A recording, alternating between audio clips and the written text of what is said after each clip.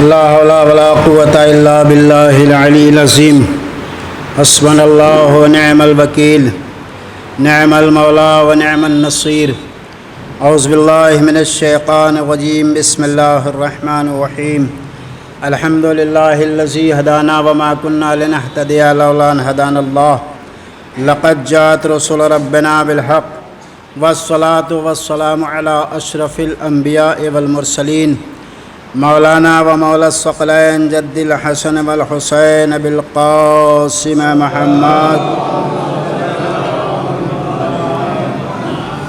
وآله الطيبين الطاهرين المعصومين ولعنة الله على أعدائهم أجمعين من يومنا هذا إلى يوم الدين أما بعد فقد قال الله سبحانه تبارك وتعالى وقوله الحق بسم الله الرحمن الرحيم وما خلقت الجن والانس الا ليعبدون الصلوات بھیجے بر محمد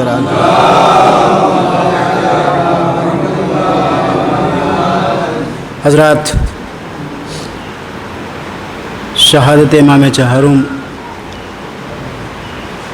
آپ سبھی مومنین کو تعزیت و تسلیت پیش کرتا ہوں اور اپنی جانب سے اور آپ سبھی مومنین کی جانب سے زمانے کے امام کی خدمت میں اور خود فاطمہ زہرا جناب السلام فاطمہ زہرا سلام اللہ علیہ کی خدمت میں ان کے بیٹے اور ان کے پوتے کا پرسہ پیش کرنے کی سعادت حاصل کر رہا ہوں۔ حضرات، جیسا کہ آپ کو معلوم ہے کہ آج شہادت امام زین العابدین علیہ السلام، اکثر یہ دیکھا جاتا ہے کہ شہادت کے موقع پہ یا ولادت کے موقع پر جس امام سے جو تاریخ منسوب ہوتی ہے اسی امام کے حوالے سے گفتگو بھی کی جاتی ہے۔ تو آج میری گفتگو چوتھے امام کے حوالے سے ہوگی انشاءاللہ، اور مختصر سی رحمت آپ کو دینا ہے۔ اور دوسری بات یہ ہے کہ مجلس جو حسین کے عزاداروں کی طرف سے برپا کی جاتی ہے وہ پرسے کی مجلس ہوتی ہے۔ ہمارے اور آپ کے اس بزم میں اور فرش عزا پر ہم سے پہلے بی بی فاطمہ زہرا سلام اللہ علیہ اور اہل بیت علیہ السلام پرسہ لینے کے لیے اس فرش پر آ جاتے ہیں۔ اس لیے ہماری ذمہ داری یہ ہے کہ ہم مجلسوں میں آقا حسین کا پرسہ دینے کے لیے جب آئیں تو یہ عزت و احترام ضرور رہے کہ اس فرش پہ ہم تنہا بیٹھے نہیں ہیں، بلکہ اہل بیت کی ہستیاں بھی اس فرش عزا پر بیٹھی ہوئی ہیں۔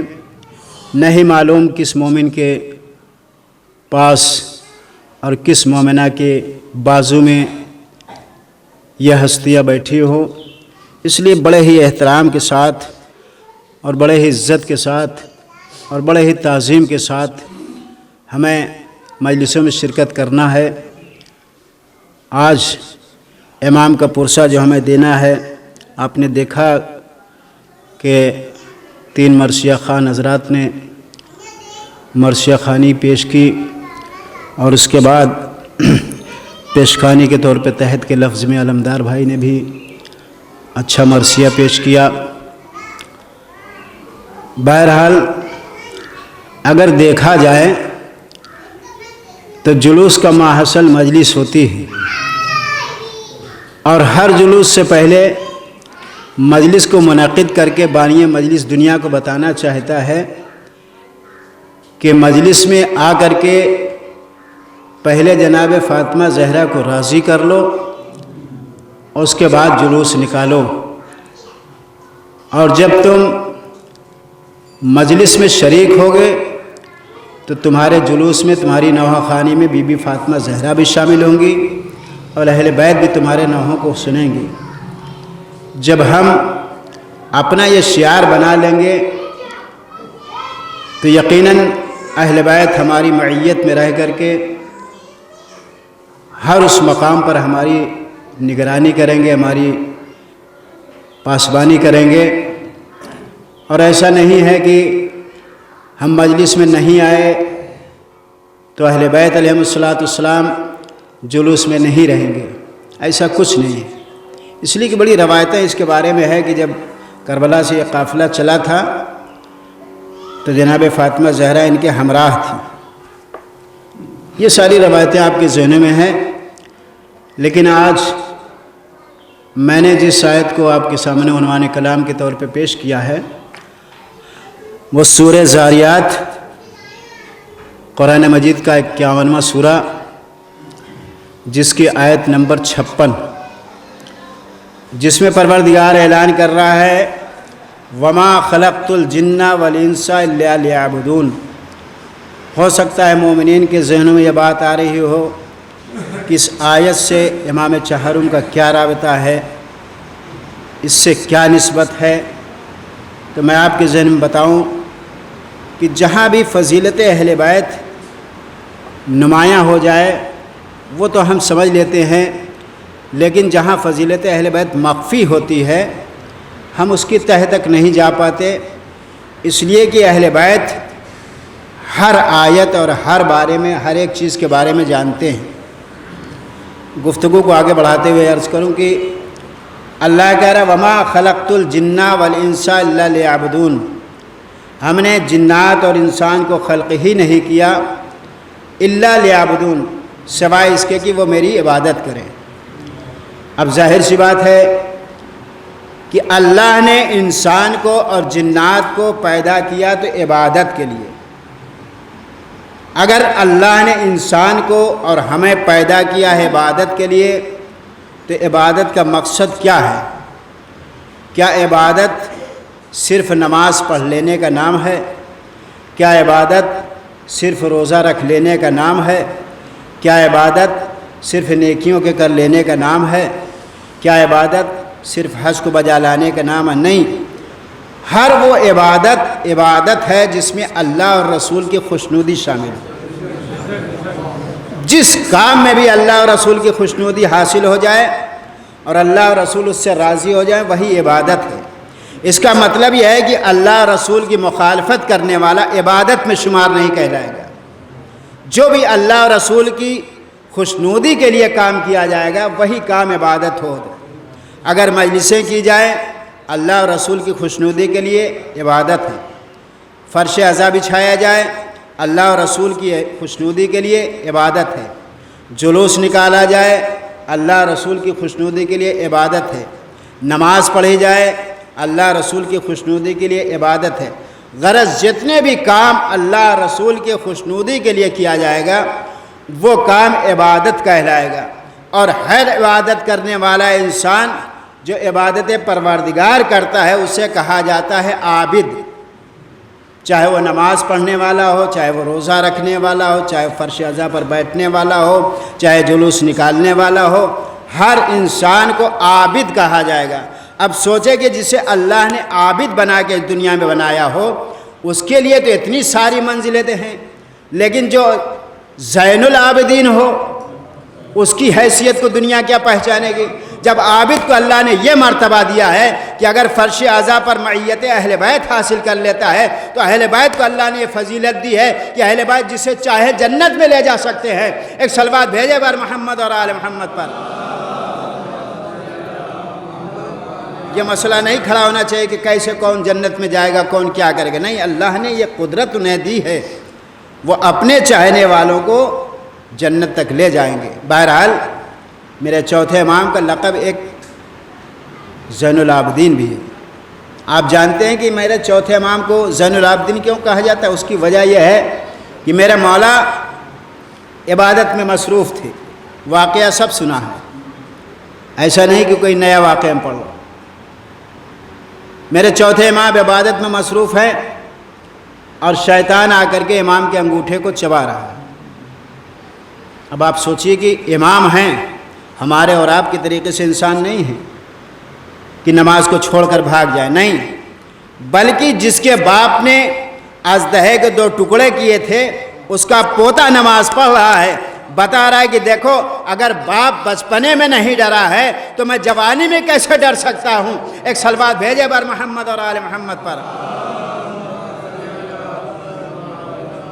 اچھا، انگوٹھے کو چبا رہا ہے۔ اب چباتے چباتے جب اس نے دیکھا کہ امام کے نماز میں کہیں سے کوئی فرق نہیں آ رہا ہے تو اور زبردست طریقے سے اس نے چبانا شروع کیا۔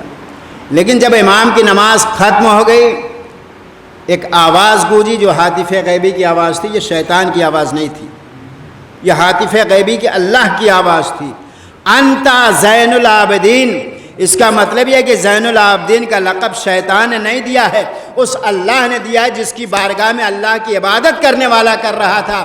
معلوم یہ ہوا اللہ کی عبادت کرنے والا اگر سچے دل سے عبادت کرے گا تو اللہ اسے زین العابدین بنا دے گا۔ ایک صلوات بھیجے بر محمد اور آل محمد پر۔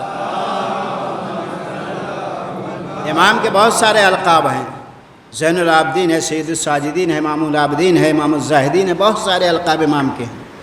لیکن عزیزان محترم، عبادت کرنے والا اگر عبادت کر رہا ہے تو اسے عابد کہا جاتا ہے، جیسے میں نے ابھی آپ سے کہا، لیکن وہ عبادت گزاروں کی زینت نہیں بن سکتا ہے۔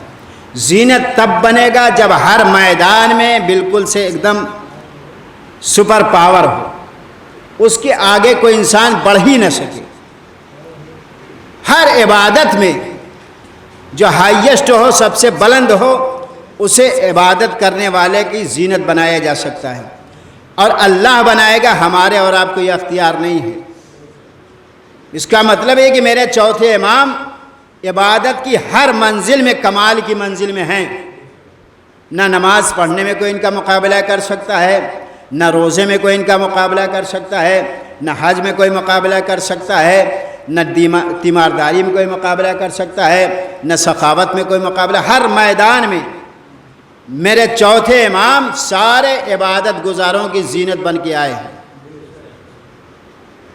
وہی میرا چوتھا امام امام الساجدین بھی ہے، سجدہ کرنے والوں کا سردار۔ اس کا مطلب ہے کہ سجدہ کرنے والا ساجد تو کہلائے گا، امام الساجدین نہیں کہلائے گا۔ اس کا مطلب یہ ہے کہ اللہ نے جو امام زین العابدین کو زین العابدین بنایا، میرے چوتھے امام کو امام الساجدین بنایا، وہ بلا وجہ نہیں بنا، وہ اس لیے بنایا کہ عبادت کرنے والے اگر اتباع کرنے چاہتے ہیں تو میرے چوتھے امام کو دیکھ کر کے عبادت کریں، میرے چوتھے امام کو دیکھ کر کے سجدہ کریں۔ جب امام کی زینت اور امام کی اتباع کریں گے تب وہ سچی عبادت بھی کہلائے گی اور سجدہ گزار بھی کہلائے گا۔ ایک صلوات بھیجے بر محمد اور آل محمد پر۔ اب دیکھیں کہ میرے چوتھے امام ہیں کہ حج بیت اللہ کے لیے گئے، اور جب گئے تو کیا دیکھا کہ تمام لوگ حج بیت اللہ ادا کر رہے ہیں، لیکن ایک شخص ہے جس کا نام حسن بصری ہے، وہ کچھ لوگوں کو اکٹھا کیے ہوئے کچھ فضول کی باتیں، جسے کہانی اور قصے کہہ سکتے ہیں، قصے اور کہانی سنا رہا ہے۔ میرے چوتھے امام حج کو کرنے کے بعد پہنچے تو کیا دیکھا، حجر اسود کے بعد پاس حسن بصری قصے کہانی لوگوں کو سنا رہا ہے۔ میرے چوتھے امام نے کہا، حسن بصری یہ بتاؤ تم، کیا تم نے اپنے آپ کو موت کے لیے آمادہ کر لیا ہے؟ تو اس نے کہا نہیں مولا، میں نے اپنے آپ کو موت کے لیے آمادہ نہیں کیا ہے۔ اچھا، اگر تم نے اپنے آپ کو موت کے لیے آمادہ نہیں کیا تو کیا تم نے اپنے آپ کو دارالعمل کی منزل میں تیار کر رکھا ہے؟ کہا نہیں مولا، میں نے دارالعمل کی منزل میں بھی اپنے آپ کو تیار نہیں کر رکھا ہے۔ کہا اچھا یہ بتاؤ، اگر تم نے اپنے آپ کو موت کے لیے تیار نہیں کیا، دارالعمل کی منزل میں تیار نہیں کیا، تو کیا تم نے دنیا میں رہ کر کے ایک گھر بنایا جس میں تم جا کے پناہ لیتے ہو، آرام کرتے ہو؟ کیا تم نے آخرت کے لیے کوئی جائے پناہ بنائی؟ اس نے کہا نہیں مولا، ایسا بھی نہیں کیا۔ کہا تو پھر ان لوگوں کو جمع کر کے قصے کہانیاں کیوں سنا رہے ہو؟ انہیں چھوڑو اور انہیں جانے دو، اللہ کی عبادت کرنے دو۔ ایک مرتبہ اس نے کہا آپ مجھے یہ بتائیں کہ آپ ہیں کون؟ کہا میں رافضیوں اور شیعوں کا چوتھا امام ہوں۔ اس نے قدموں کو پکڑ کر کے کہا مولا آپ مجھے کلمہ بتائیے، اس لیے کہ آپ جیسا جملہ میں نے کسی سے نہیں سنا ہے کہ جو عبادت کرنے کے لیے تمام لوگوں کو راغب کرے۔ امام نے بتایا کہ عبادت کرنا عبادت ہے، اور اگر فضول کی باتیں کی جا رہی ہیں وہ بالکل بیکار چیزیں ہیں۔ ایک صلوات بھیجے بر محمد اور آل محمد پر۔ امام نے ہم کو درس دیا کہ جب بھی کہیں فضیلت اہل بیت بیان کرنا ہو تو فضیلت اہل بیت بیان کرو، اللہ کی الوہیت کا اعلان کرو، رسول کی رسالت کا اعلان کرو، پیغمبر کی باتوں کو بتاؤ لوگوں کو، بلا وجہ قصے اور کہانیاں میں لوگوں کی زندگی اور ان کے اوقات کو صرف نہ کرو، بلکہ ہمارے فضائل بیان کرو تاکہ ہمارے فضائل کے ذریعے سے لوگوں کو اللہ کی الوہیت کی معرفت حاصل ہو سکے ہمارے ذریعے سے۔ اس لیے کہ اللہ نے اہل بیت کو اپنا مظہر بنا کے بھیجا ہے، مظہر بنا کے بھیجا۔ جیسے جیسے اللہ کی عبادت یہ کرتے رہیں گے ہر انسان اللہ کی معرفت حاصل کرتا چلا جائے گا۔ آپ دیکھیں کہ میرے چوتھے امام کی خدمت میں مولا کے ایک چاہنے والے زہری، جس کا نام سب نے سنا ہے، اچھا زیادہ تر مولا کے واقعات حج ہی کے موقع پہ ملتے ہیں۔ زہری نے کیا دیکھا کہ امام حج کر رہے ہیں تو امام کی خدمت پہ زہری پہنچا، مولا اس سال تو حاجیوں کا جم غفیر ہے، سارے مومنین اور سارے مسلمان اور ساری دنیا کے مسلمان حج کے لیے اتنے زیادہ کثرت میں آئے ہوئے ہیں۔ کہا زہری تم نے صحیح کہا کہ سارے عالم کے مسلمان حج کرنے کے لیے آئے ہیں، لیکن کیا تم دیکھنا چاہتے ہو کہ اس میں سے کتنے حاجی ہیں اور کتنے حاجی نہیں ہیں؟ واقعات سب سنا ہوا ہے، لیکن میرے مولا امام نے کہا بتایا کہ دیکھو سچے دل سے جو ہماری عبادت کرتا ہے وہ سچا حاجی بھی کہلاتا ہے، وہ سچا عبادت گزار بھی کہلاتا ہے۔ مولا نے ایک مرتبہ زہری کے چہرے پر اپنے ہاتھوں کو پھیرا، کہا زہری یہ دیکھو کہ اب کتنے حاجی ہیں۔ اب جو زہری نے دیکھا کہا مولا یہ تو سارے مجھے گندے جانور دکھائی دے رہے ہیں، کوئی سور کی شکل میں ہے، کوئی کتے کی شکل میں ہے، کوئی کسی شکل میں ہے۔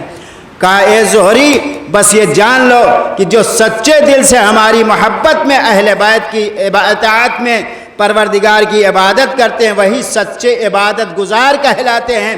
جو ہماری محبت کو نہیں رکھ کے آتے ہیں ان کی عبادتیں تو دنیا کے لوگوں کی نگاہ میں ہوتی ہے، لیکن اللہ کی نگاہ میں وہ عبادت نہیں ہوتی ہے۔ ایک صلوات بھیجے بر محمد اور آل محمد پر۔ اللہ کی عبادت میں وہ عبادت نہیں ہوتی ہے۔ دنیا کے لوگوں کی نگاہوں میں تو حج ہوتا ہے، لیکن پروردگار کی نگاہ میں وہ حاجی نہیں ہوتے ہیں۔ اور عزیزان محترم، میرے چوتھے امام کے بہت سارے واقعات ہیں۔ حج کے دوران ہی ہشام بن عبد الملک حج کر رہا ہے، اور حج کرتے کرتے کیا دیکھا کہ تمام لوگ حج کر رہے ہیں، لیکن ایک نوجوان ہے جو خوبصورت نوجوان ہے، میں تو طواف خانہ کعبہ بھی نہیں کر پاتا، اتنا جمع غفیر ہے، اتنے سارے لوگ حج کرنے کے لیے آئے ہوئے ہیں۔ ایک صلوات بھیجے بر محمد اور آل محمد۔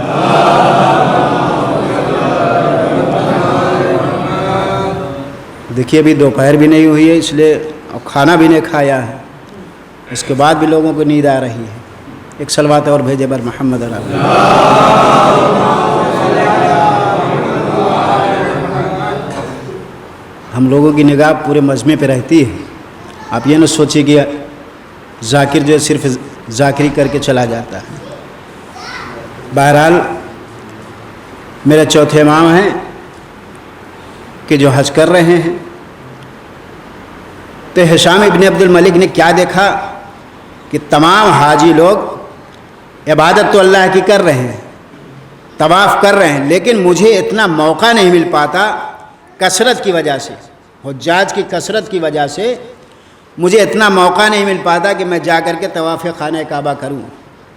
کیا دیکھا اس نے کہ ایک نوجوان، خوبصورت نوجوان ہے، جیسے وہ وارد ہوا سارے لوگ کائے کے طریقے سے پھٹ گئے، اور جیسے کائے کے طریقے سے پھٹے تو وہ نوجوان آگے بڑھا اور طواف خانہ کعبہ بآسانی کر کے حجر اسود کے پاس آ کے کھڑا ہو گیا۔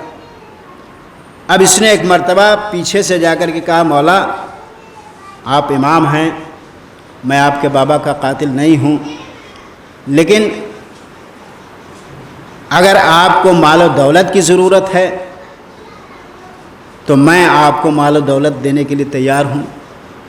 اسے معلوم نہیں کہ یہ امام وقت ہیں، ان کے قبضے میں اللہ نے سب کچھ رکھا ہے۔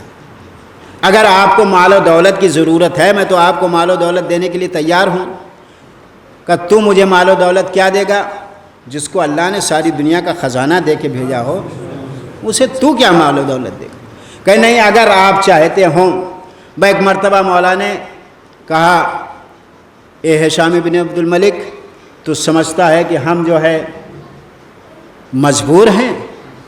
اپنی ابا کو بچھا دیا، خانہ کعبہ کے صحن میں مولا نے اپنے ابا کو بچھا دیا اور ایک مرتبہ خانہ کعبہ کو رخ کیا، پروردگار یہ بادشاہ وقت مجھے دولت دینے کے تانے دے رہا ہے کہ میں تمہیں دولت دے دوں۔ پروردگار تینے خانہ کعبہ کی قسم کھا کے کہتا ہوں جس کو تو نے یہ اختیار دیا ہے کہ ساری دنیا کی دولت جس کے اختیار میں تو نے دی ہے، اپنے قدرت کاملہ سے میرے اس امام کی اس جھولی کو بھر دے۔ مولا کے بچھے ہوئے اس ابا کو لوگوں نے کیا دیکھا؟ دھیرے دھیرے دھیرے دھیرے زر و جواہرات سے وہ پورے ابا بھر گئی۔ جب بھر گئی تو امام نے کہا ہشام بن عبد الملک تو بتا کہ کیا تیرے پاس اتنا خزانہ ہے؟ اس نے کہا نہیں میرے پاس تو اتنا خزانہ ہو ہی نہیں سکتا۔ خزانہ کتنا تھا؟ خزانہ اتنا امام کو اللہ نے عطا کر دیا کہ اگر کوئی انسان ادھر بیٹھا ہوا یا کھڑا ہوا ہے تو ادھر والے انسان کو دیکھ نہیں سکتا تھا۔ اتنا خزانہ اور اتنی دولت میرے امام کو اللہ نے خانہ کعبہ کے اندر عطا کر دی۔ اور جب عطا کر دی اس کے بعد امام نے کیا کیا؟ اسے اٹھا کے لے کے چلے گئے؟ نہیں، امام نے ایسا نہیں کیا، بلکہ اسی جگہ سے ہر ایک غریب یتیم کو بانٹنے لگے۔ جتنے بھی غربا، جتنے بھی یتیم، جتنے بھی مسکین، جتنے بھی حجاج کرام آئے ہوئے تھے اور کسی اعتبار سے وہ مجبور تھے تو سب کو میرے مولا بانٹتے چلے گئے۔ اور جب بانٹ رہے تھے تو یہ سخاوت کے جذبے کو دیکھا، اس نے کہا مولا آپ تو بہت سخی ہیں، اس ساری دولت کو آپ نے اللہ کی راہ میں لٹا دیا۔ کہا ہم وہ ہیں جسے اللہ دیتا ہے ہم اللہ کی راہ میں خرچ کرتے ہیں، تم وہ ہو جسے اللہ دیتا ہے لیکن اپنے لیے رکھتے ہو۔ ایک صلوات بھیجے بر محمد اور آل محمد پر۔ تم وہ ہو کہ جسے اللہ دیتا ہے تم اپنے لیے رکھتے ہو، ہم وہ ہیں جسے اللہ دیتا ہے ہم اللہ کی راہ میں خرچ کر دیتے ہیں۔ ہمیں اپنے پاس دولت کو رکھنے کے لیے اتنا موقع نہیں کہ ہم اس دولت کو اپنے پاس رکھیں۔ میرے یتیم، میرے غریب جتنے بھی ہیں میرے چاہنے والے سب کو ہم بانٹ دیتے ہیں۔ تو عزیزان محترم میرے یہ چوتھے امام اتنے سخی اور بردبار تھے میرے مولا۔ آپ جانتے ہیں کہ میرے مولا کو یزید دربار یزید میں بلایا اور جب امام اہل حرم کو لے کے دربار میں پہنچے، ایک صلوات بھیجے بر محمد۔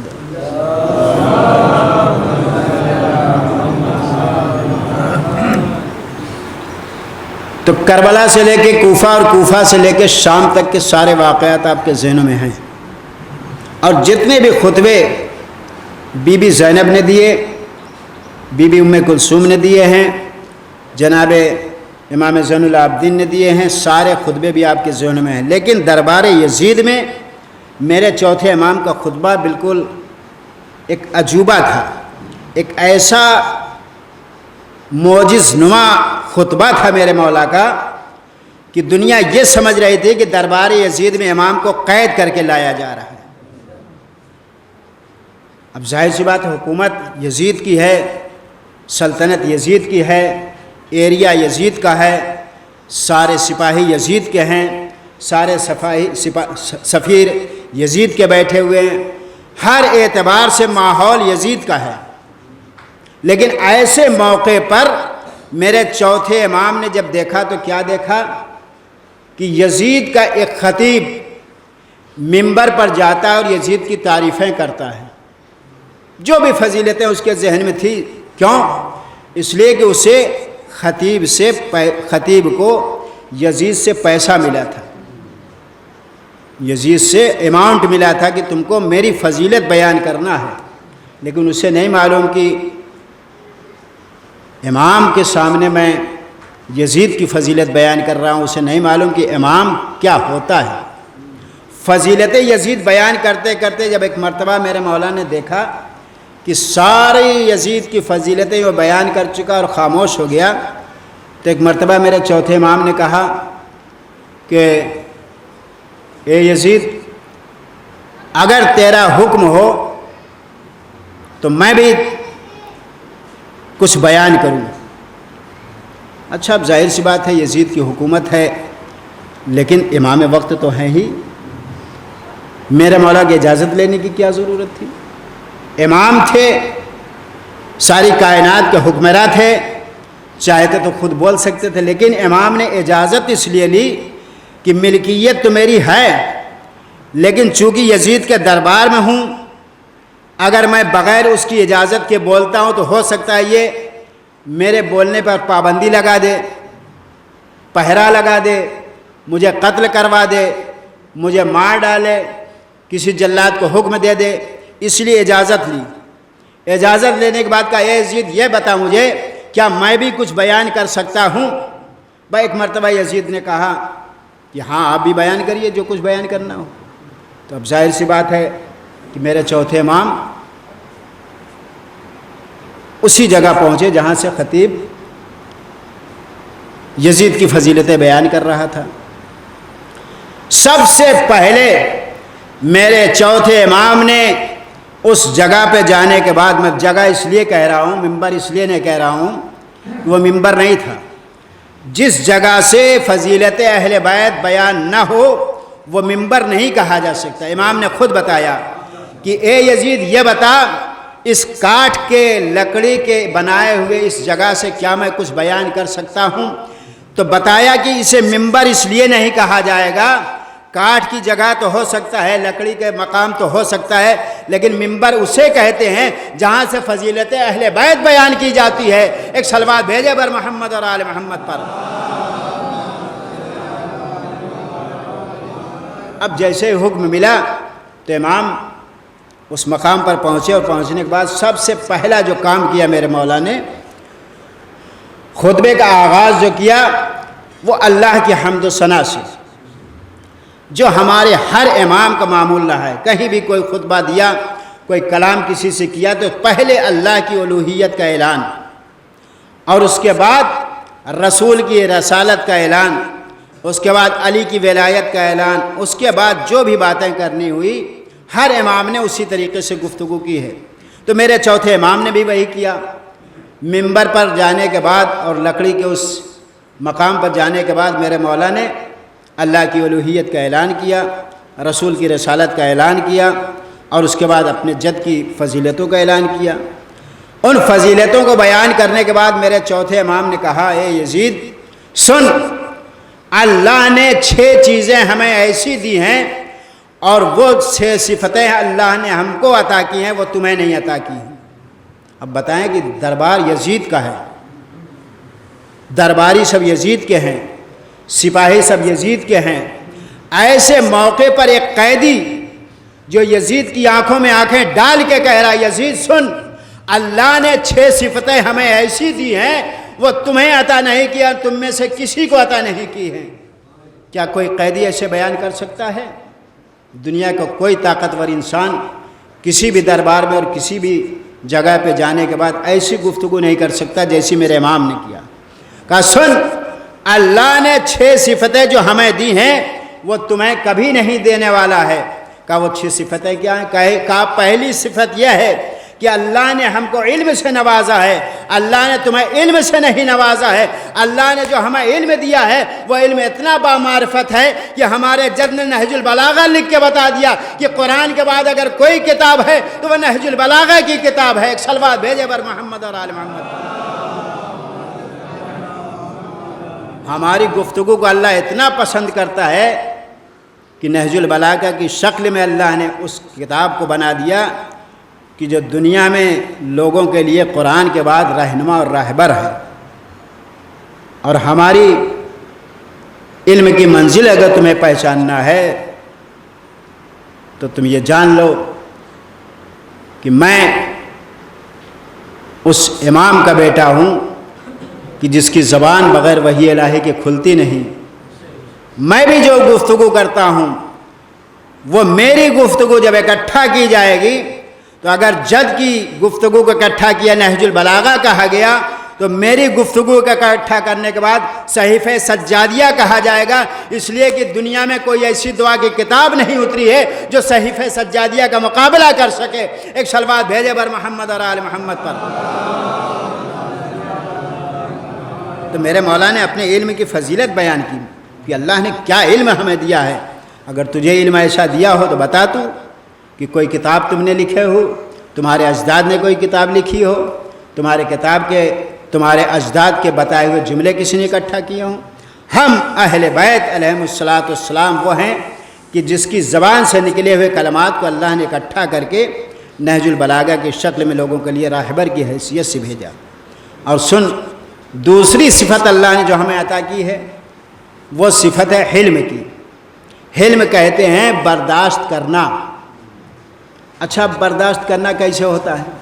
جیسے مثال کے طور پہ کسی انسان کو کوئی پریشانی میں مبتلا کر دیا جائے اور وہ برداشت کر لے جائے تو اسے حلم نہیں کہا جائے گا. حلم اسے کہا جاتا ہے جب کوئی انسان برداشت کر لے جائے لیکن اس کے مقابلے کا جذبہ بھی اس کے اندر ہو، مقابلہ کر سکتا ہو. اگر مقابلہ کر سکتا ہے تو وہ حلیم کہا جائے گا، اور اگر مقابلہ نہیں کر سکتا تو کہا تو جائے گا کہ برداشت کر سکتا ہے لیکن مجبوری میں اس نے برداشت کیا. لیکن ہمارے چوتھے امام نے جو اپنی اس فضیلت کو بیان کیا اور جو کمالات کو بیان کیا وہ کہا میرے پاس اللہ نے حلم دیا ہے. حلم کا مطلب یہ ہے کہ یزید تو یہ نہ سمجھنا کہ ہم کو تو نے قید کر لیا ہے تو ہم قیدی ہیں، بلکہ ہم ایسا آزاد ہیں اگر چاہ لیں تو تجھے اسی وقت نیست و نابود کر سکتے ہیں. حلیم ہم اس لیے ہیں کہ اللہ کی مصلحت یہ ہے کہ ہمیں برداشت کرنا ہے. ایک صلوات بھیجے بر محمد اور آل محمد پر. اللہ کی مصلحت کے تحت ہم اس وقت برداشت کر رہے ہیں، ورنہ اللہ نے جو پاور، جو اختیار ہمیں دیا ہے وہ تجھے اختیار نہیں دیا، ہم اہل بیت کو اختیار دیا ہے. کا تیسری فضیلت کیا ہے؟ کا تیسری فضیلت اور کمالات اور صفت ہماری یہ ہے کہ اللہ نے ہمیں شجاعت عطا کی ہے. تیرے اجداد کو اور تجھے اگر شجاعت کسی کو دی ہو تو بتا. ہم نے جو تاریخ میں پڑھا وہ یہی پڑھا ہے کہ دنیا میں جتنے بھی پیغمبر اسلام کے زمانے سے لے کر کے میرے مولا حسین کی زندگی تک جتنی بھی جنگیں کی گئی ہیں دشمنوں نے فرار تو اختیار کیا ہے، جم کر کے مقابلہ نہیں کیا. ہمارے اجداد وہ ہیں جنہوں نے ایسا جم کے مقابلہ کیا کہ سیسا پلائی ہوئی دیوار بن کر کے دشمن کو وار کر کے بتا دیا کہ ہم شجاع اور بہادر ہیں، تمہارا تو سارا خاندان بزدل کہلائے گا، تم شجاع اور بہادر نہیں کہلاؤ گے. اب سوچیے آپ، یزید کے دربار میں یہ جملہ کہنا معمولی بات نہیں ہے. ہمارا آپ سوچیں کہ یزید جیسا ظالم و جابر بادشاہ جس نے اتنا ظلم کیا تھا اور قیدی بنا کر کے امام کو لایا گیا تھا، قیدی ہونے کے بعد بھی میرے مولا نے بتایا کہ دیکھو شجاعت اللہ نے ہمیں دی ہے، تمہیں نہیں دی ہے. کہ اچھا چوتھی صفت کیا ہے؟ کہ چوتھی صفت اللہ نے ہمیں جو دی ہے وہ سن لے. پہلی صفت اللہ نے ہمیں علم دیا، دوسری صفت ہمیں اللہ نے حلم دیا، تیسری صفت ہمیں اللہ نے شجاعت دی، چوتھی صفت اللہ نے ہمیں جو دی وہ فصاحت و بلاغت دی.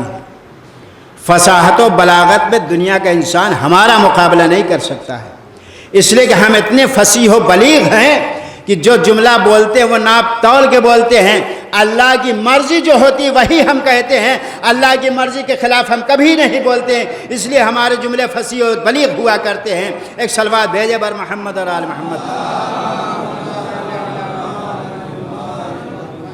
تو عزیزان محترم، اہل بیت علیہم الصلوۃ والسلام کا مقابلہ دنیا نہیں کر سکتی ہے. اور اگلی صفت کیا ہے؟ کہ اگلی صفت یہ ہے ہماری کہ ہم علم بھی رکھتے ہیں، حلم بھی رکھتے ہیں، شجاعت بھی رکھتے ہیں، فصاحت و بلاغت بھی رکھتے ہیں، اور اللہ نے ہمیں ایسا ملکہ دیا ہے وہ تجھے نہیں عطا کیا ہے. کہ وہ کون سا ملکہ ہے؟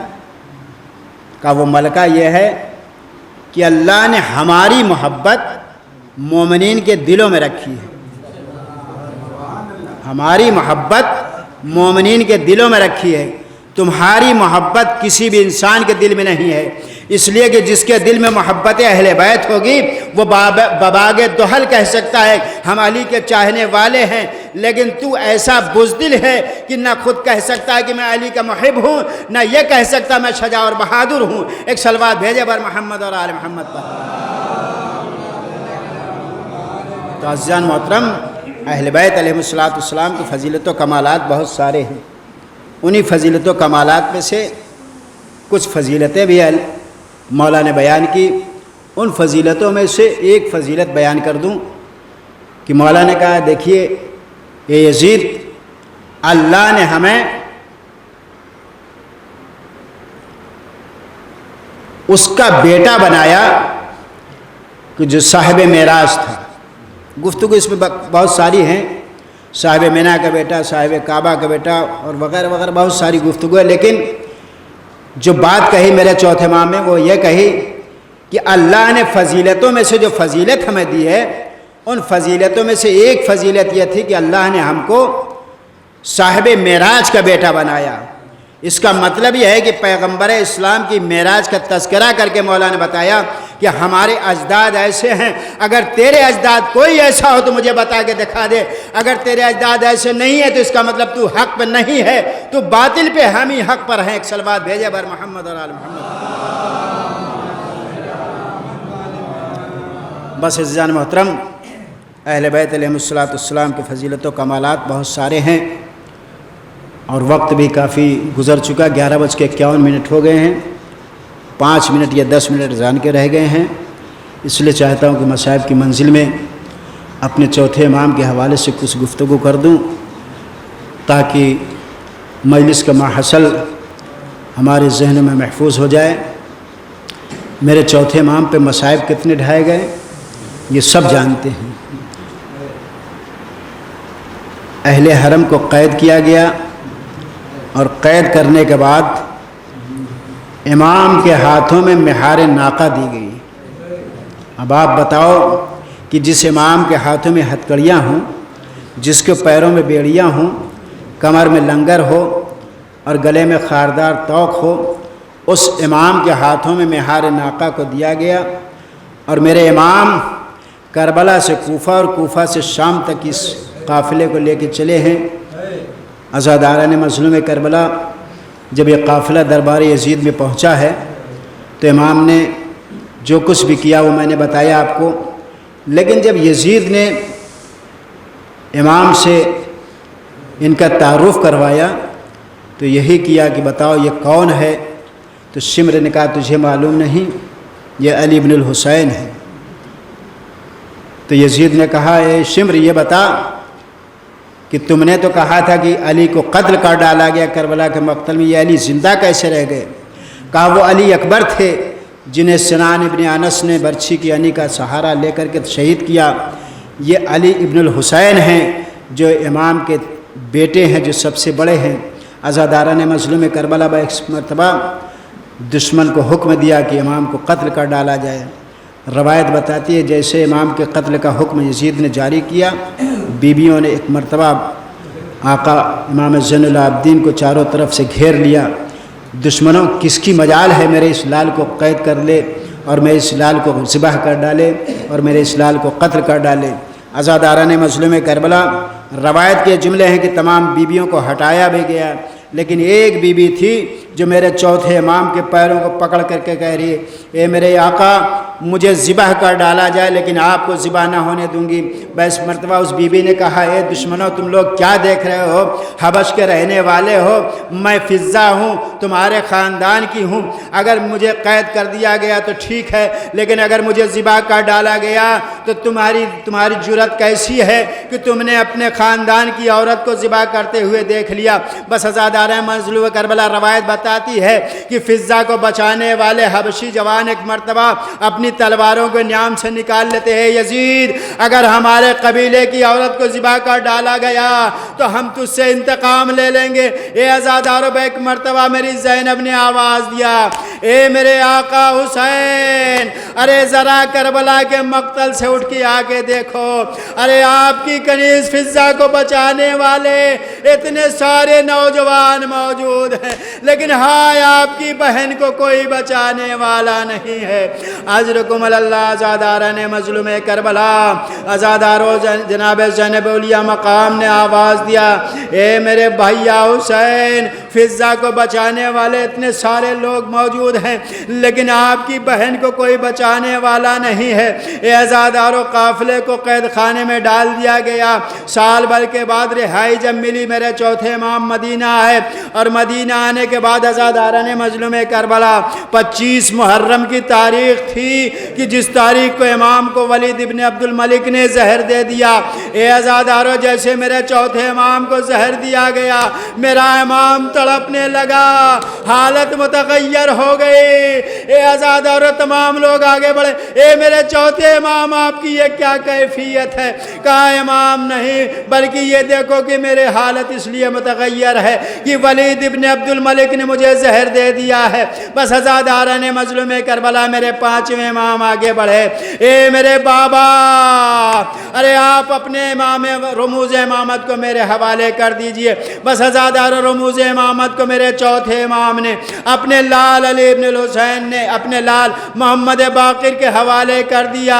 میں ایک مرتبہ روح قفس عنصری سے پرواز کر گئی، اور ایک مرتبہ میرے چوتھے امام نے اپنے بابا کے غسل و کفن کا انتظام کر دیا۔ میں کہوں گا، اے میرے 5ویں امام، آپ نے اپنے بابا کے غسل و کفن کا انتظام کر دیا، لیکن ہائے کربلا کے مقتل میں جب آپ کے جد کا لاشا پڑا ہوا تھا تو آپ بچپنے کے عالم میں تھے، 3 برس کا آپ کا سن تھا، آپ نے اپنے جد کو بے گور و کفن دیکھا، لیکن آپ کو یہاں تسلیت مل گئی، آپ کو سکون مل گیا کہ میں نے اپنے بابا کو غسل و کفن دے دیا۔ لیکن ہائے کربلا کے موقع پر آپ نے اپنے جد کو بے گور و کفن دیکھا تھا، کیا آپ کے دل کو ڈھارس تھی؟ کہا نہیں عزادارو، ارے میں اپنے جد کو یاد کر کے روتا تھا، اے میرے جد پیغمبر اسلام کے نواسے، آپ کو کربلا کے مقتل میں بے گور و کفن ڈال دیا گیا۔ اجرکم اللہ عزاداران مظلوم کربلا، روایت کے جملے ہیں کہ میرے 5ویں امام نے ایک مرتبہ اپنے بابا کے جنازے کو اٹھایا، بڑی شان و شوقت کے ساتھ جنت البقیع میں دفن کر دیا۔